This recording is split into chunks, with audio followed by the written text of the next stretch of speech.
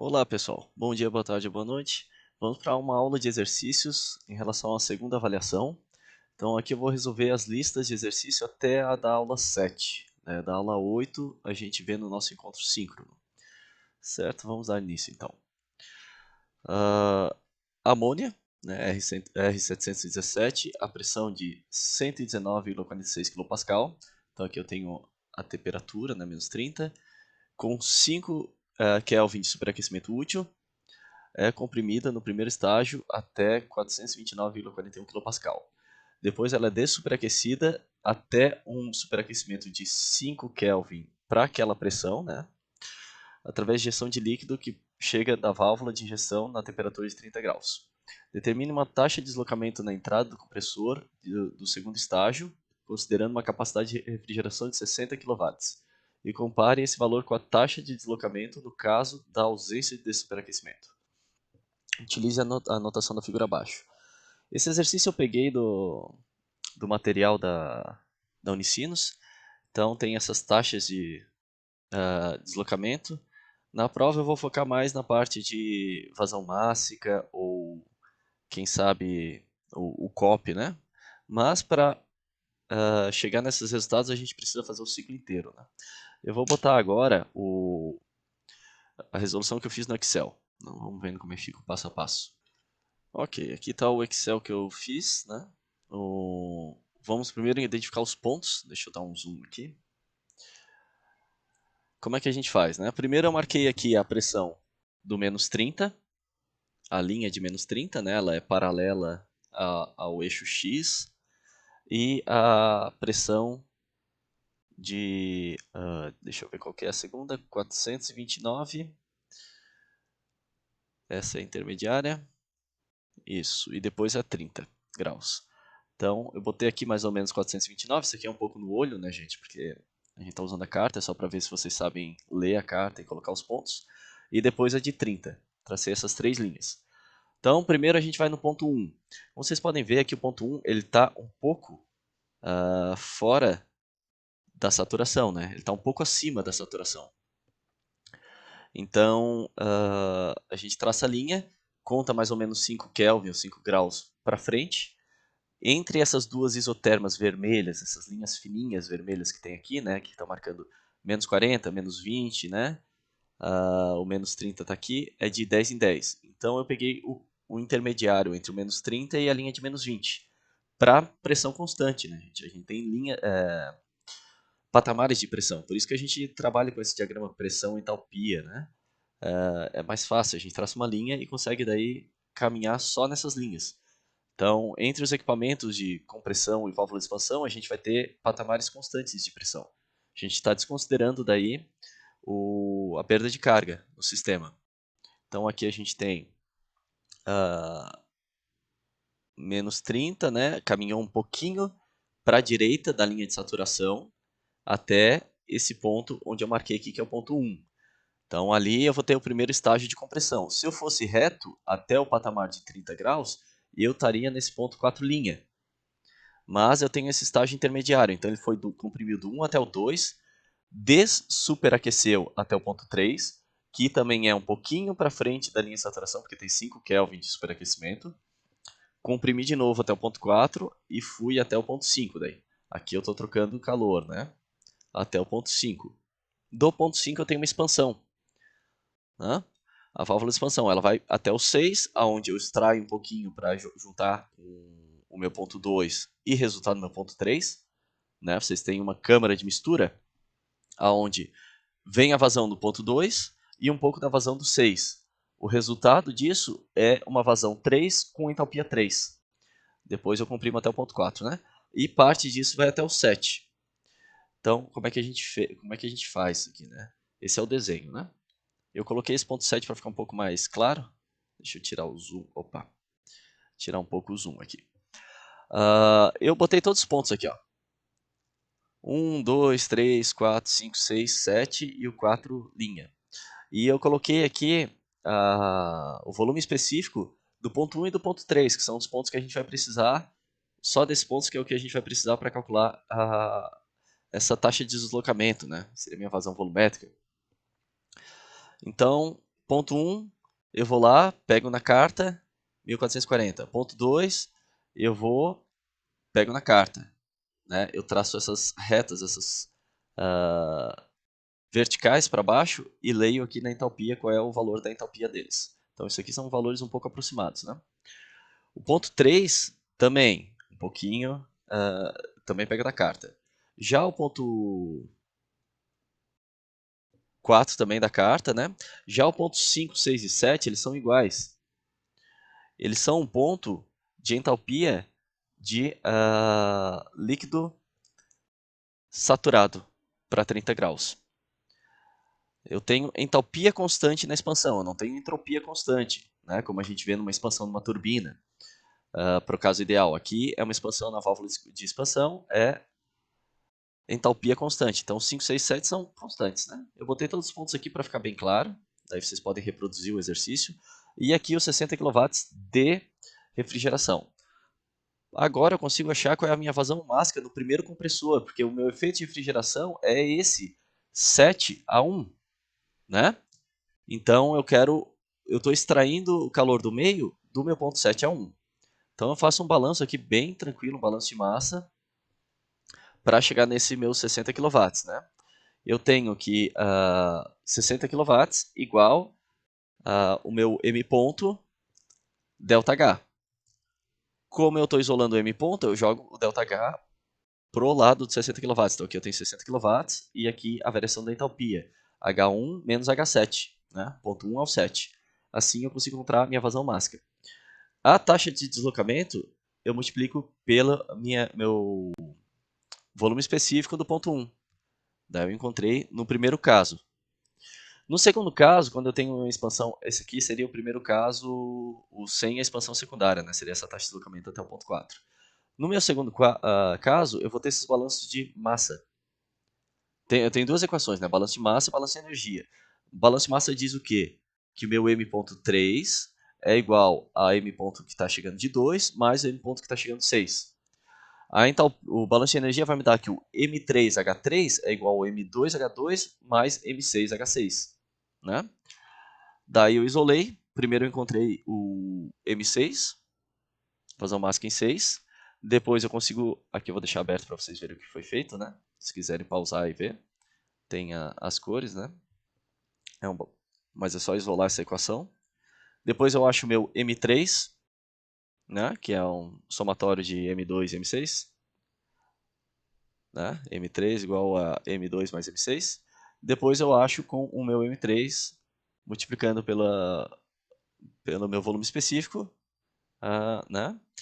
Essa taxa de deslocamento em 3, que é isso aqui, né? M.A, né? A vazão máxima, igual a essa vazão volumétrica, a minha taxa de deslocamento, dividido pela volume específico do ponto. Certo? Então, é bem tranquilo esse aqui. Eu botei todos os pontos, mas a gente nem precisou usar todos os pontos, né? Mas eu coloquei ele. Se eu quiser saber fatos como, por exemplo, qual é o calor rejeitado no condensador se eu estou operando com um estágio de compressão, daí é 4 linhas 5, ou com 2 estágios, que daí é do meu 4 ao 5. Com 2 estágios eu também vou estar rejeitando um pouco de calor aqui, que na verdade vem da mistura dos 6, né?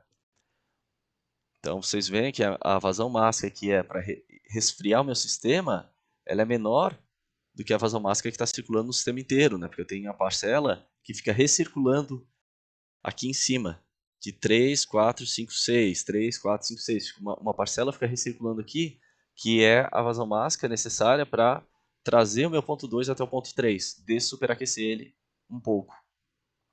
Certo? Então, se vocês desenharem todos os pontos na carta e entender o que está acontecendo, fica tranquilo, né? O exercício é bem fácil. Vamos para o meu segundo. Né? Qual a diferença entre estágio de compressão intermediário e expansão intermediária? Como cada um pode ser feito? Né? A compressão intermediária é quando eu estou trabalhando com dois compressores, que foi aquele caso que a gente viu, né? Deixa eu só botar aqui. Então eu tenho aqui o meu diagrama. Bom, não, ficou péssimo esse aqui. Eu tenho o meu diagrama, né? uma compressão intermediária, na verdade depende da curva, né? Ela é um pouco mais fechada. Eu comprimo até um ponto, caminho aqui, né? Se for um diagrama PH, depois eu comprimo até outro ponto e caminho para cá. Então, a minha compressão intermediária seria fazendo com dois compressores, trabalhando com dois compressores. Expansão intermediária eu posso fazer que nem foi feito no exercício anterior, eu expando até um ponto, até aqui, misturo aqui, ou eu posso ter um vaso de expansão aqui, eu faço a expansão até esse ponto de tudo, daí daqui eu tiro uma parte líquido saturado para misturar, né? Quer dizer, vapor saturado para misturar aqui, e o líquido eu expando de novo, mas daí o líquido ele vai estar aqui, ele expande a partir daqui até essa minha pressão de baixo. Eu tirei o líquido pela parte de baixo, mas ele está com essa entalpia correspondente de líquido saturado, né? E vem até aqui. Certo? Aqui eu posso também levar uma mistura, uma coisa assim, né? Isso vai depender do sistema, mas a expansão intermediária é quando eu tenho mais de uma válvula de expansão, e compressão intermediária eu estou trabalhando com dois compressores. O que são sistemas em cascata? Como eles operam? Por que operar um sistema assim? Em cascata, a gente vai ter dois fluidos refrigerantes distintos, cada um trabalhando numa taxa de uma faixa de temperatura diferente, né? Então, digamos que eu tenho esses três patamares de temperatura.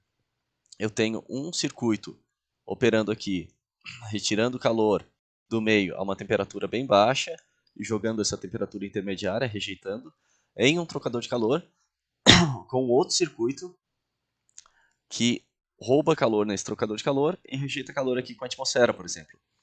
Isso eu uso quando eu quero atingir temperaturas muito baixas, né? Quando eu tenho esse ΔT, ou quando eu tenho esse ΔT muito elevado.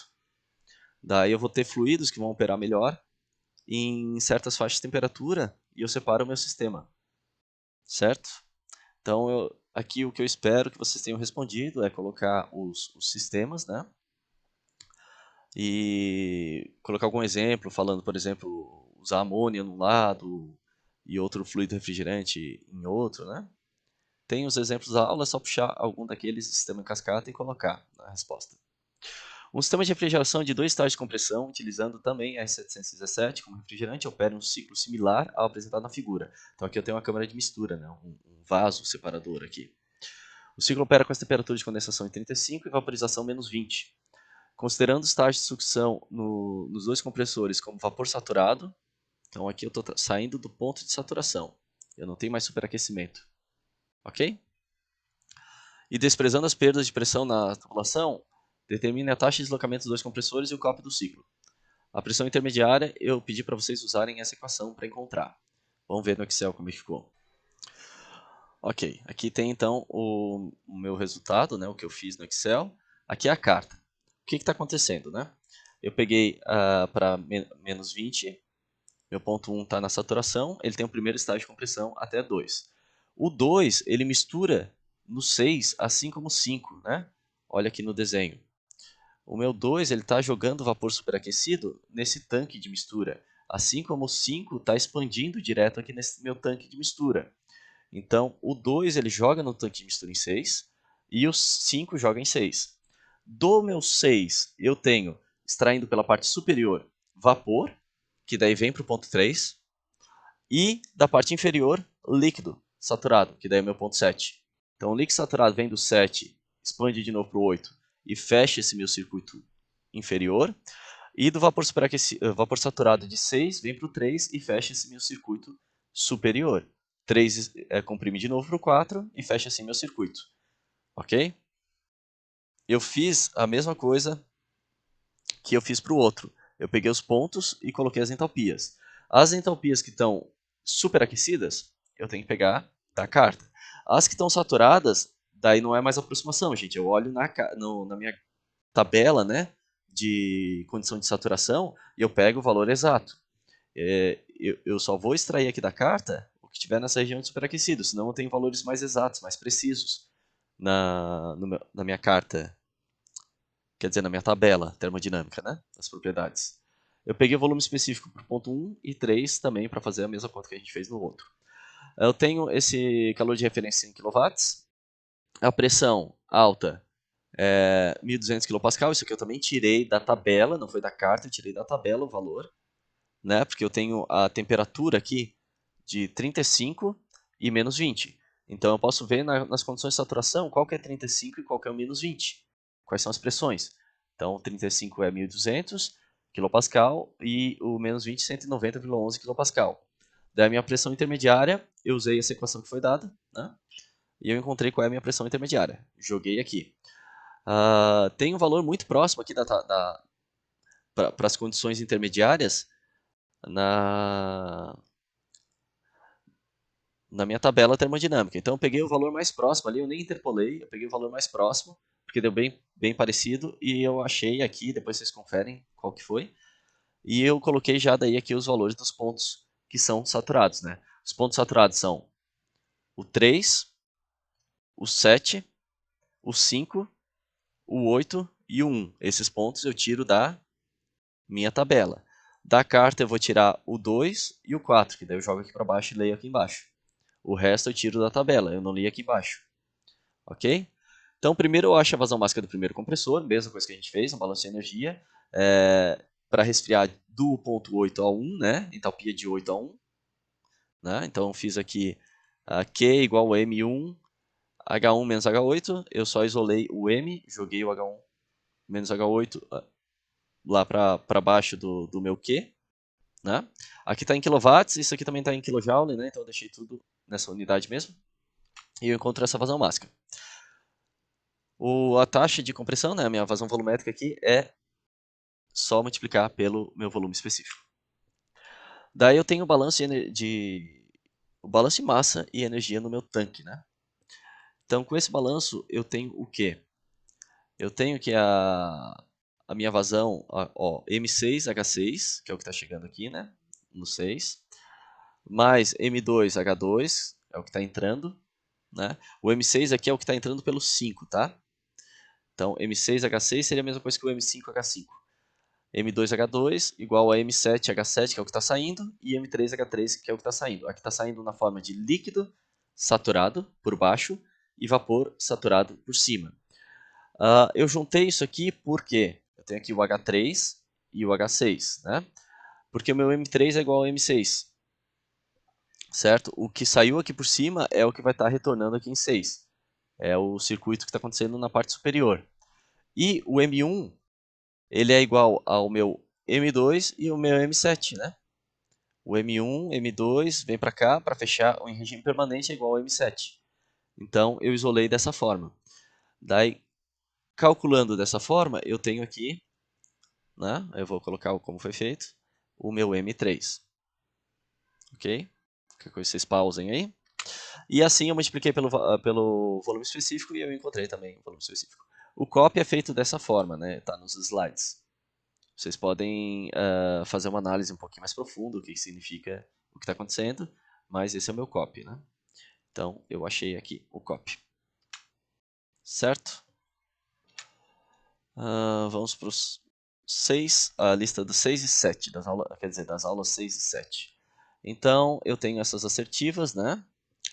E a resposta certa é a A. 1, 2 e 3 estão corretos. Ok? Desenhe uma torre de arrefecimento típica, desenhe os nomes dos componentes. Eu coloquei aqui uma torre, né? Então, se tiver mais ou menos esses componentes, tá ok. Isso aqui era para vocês pesquisarem, né? Encontrar como funciona a torre de arrefecimento. Eu não entrei muito nesses detalhes. A gente está focando mais no ciclo de refrigeração tradicional e colocar daí os componentes. Pesquise quais são os parâmetros a serem considerados na seleção de uma torre de arrefecimento. Então, como a outra, isso aqui é uma questão de pesquisa, né? Então, eu vou levar em consideração a fonte que vocês usaram, a resposta de vocês, com base nessa pesquisa. Né? Então, não tem uma resposta certa aqui. Bom, aqui eu coloquei um textinho, mais ou menos, de uma das pesquisas, alguma coisa que eu encontrei, né? Para adequada a escolha de uma torre de aquecimento, tem que conhecer o limite de resfriamento da água, né? Se a água é resfriada em contato com o ar, o ponto limite de equilíbrio a ser atingido é a temperatura de bulbo úmido. Então, esse aqui seria o meu limite. Não pode resfriar mais do que o TBU do ar. Além disso, é preciso considerar a carga térmica do ambiente a ser climatizado e a temperatura de entrada da água quente. É importante registrar que a capacidade da torre é aproximadamente 25% superior à carga térmica ambiente, uma vez que o calor gerado no processo de compressão deverá ser retirado no processo de condensação pela água. Ok? Qual a função de uma válvula de expansão? Explicar o funcionamento. Eu coloquei aqui uns exemplos, mas a gente viu bem isso na aula, né, explicando como é que funciona. A termostática ela é usada para regular o fluxo do refrigerante a fim de garantir que ele evapore totalmente na serpentina, para garantir a redução de pressão no sistema e ainda para manter um superaquecimento constante do vapor que deixa a serpentina. Né? Então elas podem ser por equalização externa ou interna. Aqui tem mais um pouquinho, mas se colocasse aquilo já está ok. Eu botei um pouco mais de explicação. Se vocês quiserem dar uma lida, eu vou mandar no slide. Essa aula vai ser curta, né? Só esses exercícios da lista. E daí a nosso encontro síncrono eu resolvo a última lista e algum outro exercício. A gente se vê lá. Um abraço.